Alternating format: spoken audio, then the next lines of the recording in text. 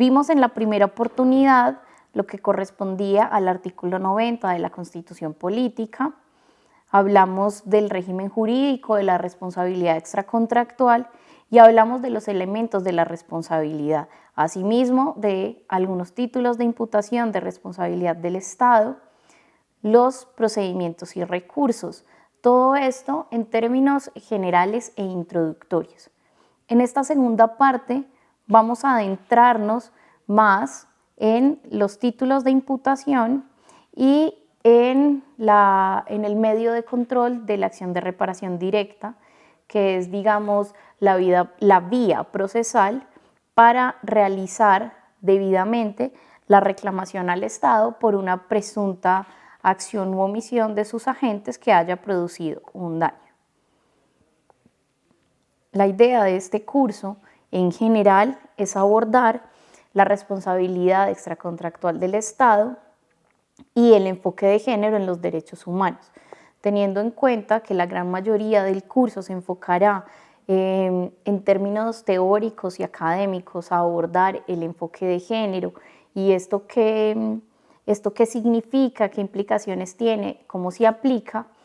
Sentaremos las bases de la responsabilidad en estos primeros módulos, de manera que cuando veamos los casos prácticos judiciales podamos hacer fácilmente la relación entre la responsabilidad extracontractual del Estado y el enfoque de género o la vulneración de derechos humanos según la perspectiva de género. Así las cosas, para adentrarnos entonces en lo que tiene que ver con la responsabilidad, vamos a remitirnos al fallo 10.182 del 2019 del Consejo de Estado, que define. Son 4 las excepciones que hasta este momento se han identificado en la jurisprudencia y que permiten afirmar que la acción de reparación directa es el cauce procesal idóneo cuando el origen del daño constituya una actuación administrativa. 1. Reparación de perjuicios causados por la ejecución de actos administrativos consonantes con el ordenamiento jurídico en los que no se controvierta su legalidad y se atente contra el principio de igualdad frente a las cargas públicas. Recuerden que cuando se está controvirtiendo la legalidad del acto administrativo, debemos acudir o a la acción de simple nulidad o a la de nulidad y restablecimiento del derecho, dependiendo de las pretensiones que haya en cada caso. Segundo, reparación de perjuicios causados por la expedición y ejecución del acto administrativo ilegal que haya sido anulado o haya sido objeto de revocatoria directa por la propia administración, sin incidencia de la conducta del sujeto pasivo del acto administrativo.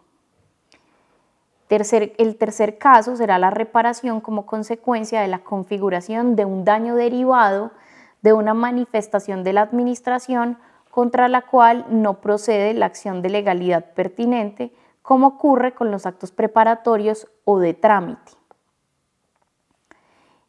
Y cuarto, la reparación de los perjuicios causados por la anulación o revocatoria directa de un acto administrativo que hubiere beneficiado al actor cuando la anulación o revocatoria directa hubiere sido causada por la inobservancia de las reglas propias del procedimiento administrativo o de las normas que rigen el ejercicio de la actividad administrativa.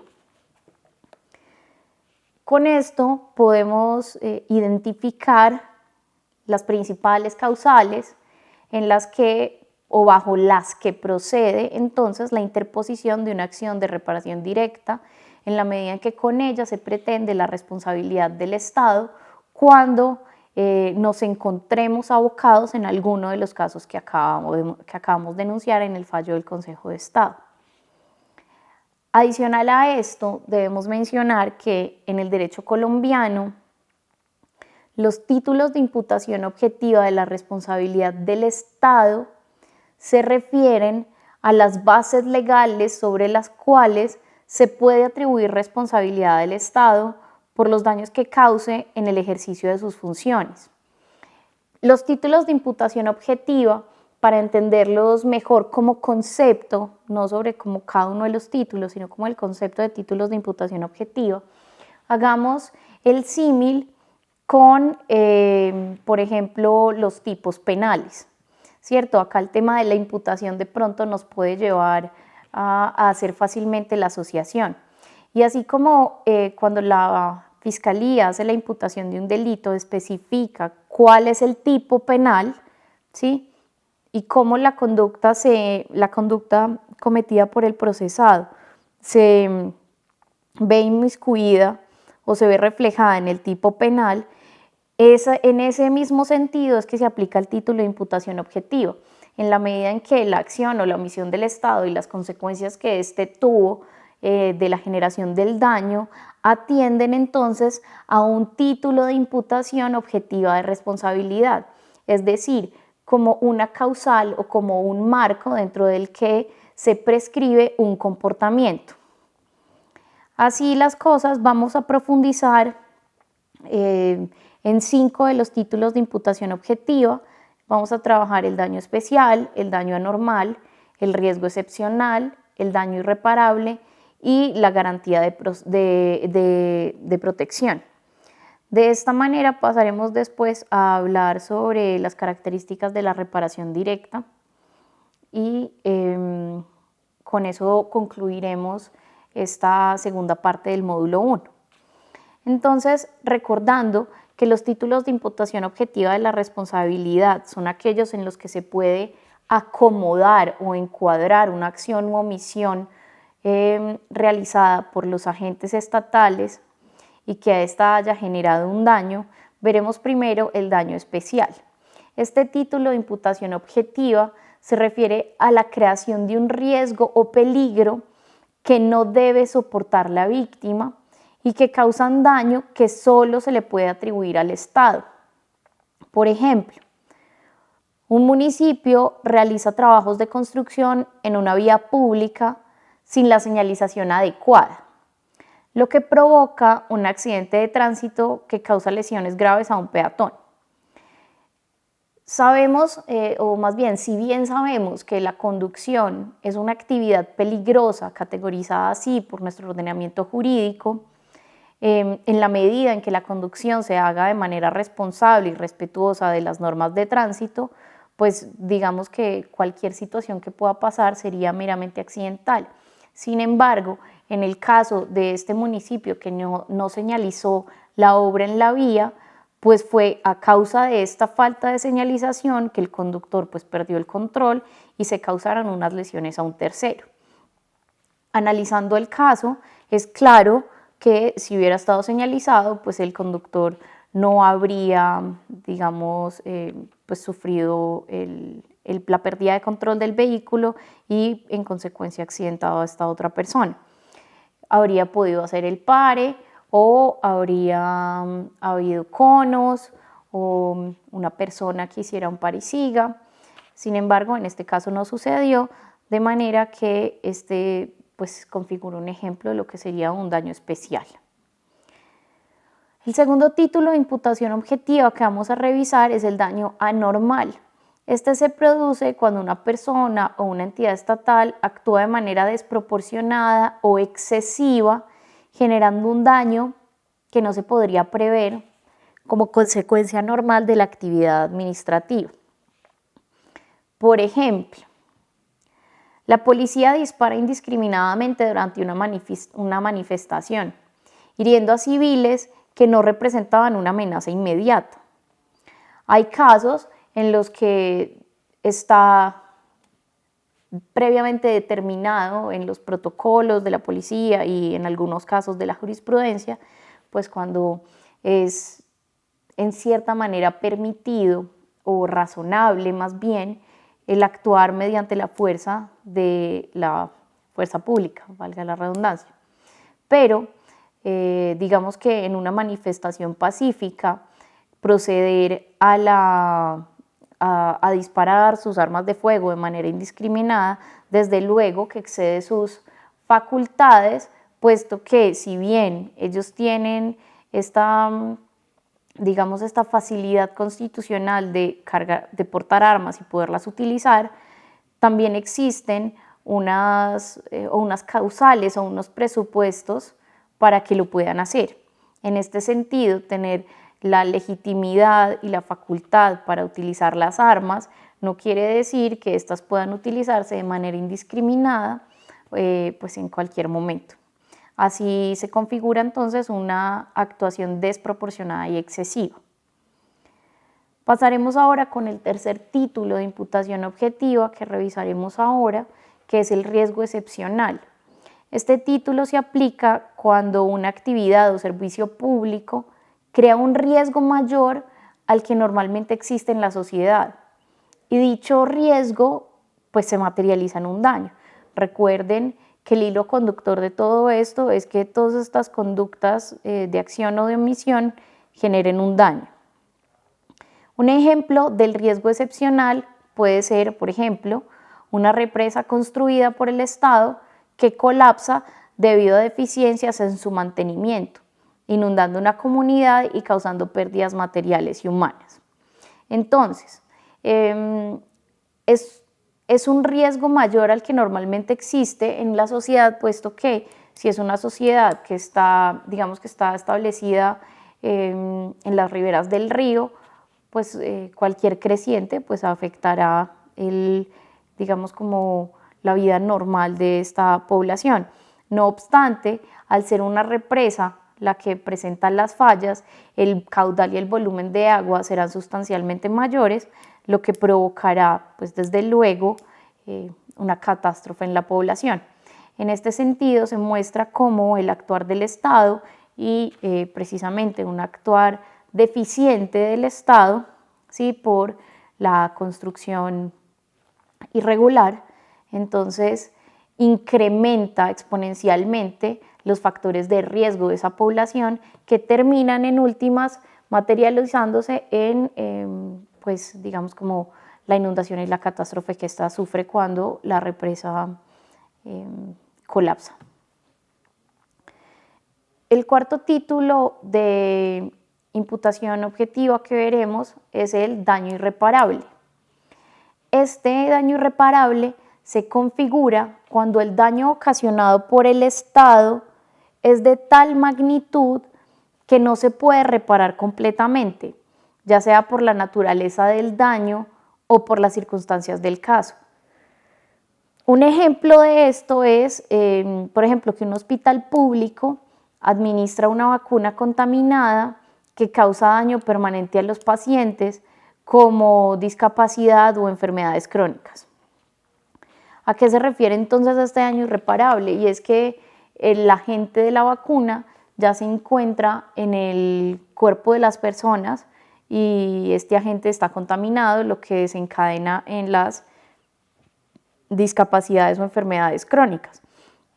Por definición, las discapacidades y enfermedades crónicas no tienen solución, no tienen remedio, no hay alivio, ¿sí? Entonces ya es un daño irreparable, puesto que esa situación es una situación consolidada que no puede ser reversada de ninguna forma. Y el quinto título de imputación objetiva que vamos a revisar es el relacionado con la garantía de protección. Se basa en el principio de que el Estado debe garantizar la protección y seguridad de los ciudadanos y por lo tanto puede ser responsable si no cumple adecuadamente con esta función. Ejemplo, una mujer denuncia violencia doméstica en la policía, pero no se toman medidas efectivas para protegerla y su agresor la ataca nuevamente causándole lesiones más graves o la muerte. Esta garantía de protección será un elemento bastante recurrente en los casos que veremos a lo largo del curso, puesto que en los fallos jurisprudenciales que vamos a revisar van a ver cómo en muchas situaciones, no solamente en nuestro ordenamiento jurídico interno, sino en el internacional, cómo las víctimas acuden a las autoridades en busca de esa protección y esa atención, y esta o no se brinda oportunamente, y pues la situación escala, se sale de control y terminan con consecuencias fatales. Con esto hacemos un resumen de los 5 títulos de imputación objetiva que más vamos a referir en este curso. Vamos a pasar ahora a los términos, digamos, más estrictamente procesales sobre la acción de reparación directa, que es el medio de control idóneo que se utiliza como el vehículo para la reclamación ante la jurisdicción contencioso-administrativa de la responsabilidad del Estado frente a una situación dañosa ocasionada por la acción o omisión de una entidad pública o sus agentes. El marco constitucional de la acción de reparación directa lo podemos encontrar en el artículo 90, desde luego, que es el que nos presenta los elementos constitutivos de la responsabilidad extracontractual del Estado, en el artículo 4 y en el artículo 2 del texto superior. Adicionalmente, se encuentra reglamentada en el artículo 140 de la Ley 1437 del 2011, que es el Código de Procedimiento Administrativo y de lo Contencioso Administrativo. El artículo 140 establece: en los términos del artículo 90 de la Constitución Política, la persona interesada podrá demandar directamente la reparación del daño antijurídico producido por la acción u omisión de los agentes del Estado. Entonces, de este primer inciso podemos, digamos, como resaltar dos elementos. Primero, la referencia directa al artículo 90 constitucional, que es donde tiene asidero todo el asunto de la responsabilidad estatal.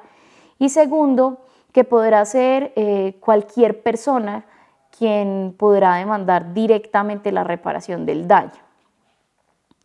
El segundo inciso dice: de conformidad con el inciso anterior, el Estado responderá, entre otras, cuando la causa del daño sea un hecho, una omisión, una operación administrativa o la ocupación temporal o permanente de un inmueble por causa de trabajos públicos o por cualquier otra causa imputable a una entidad pública o a un particular que haya obrado siguiendo una expresa instrucción de la misma. De este mismo inciso volvemos a resaltar varios elementos.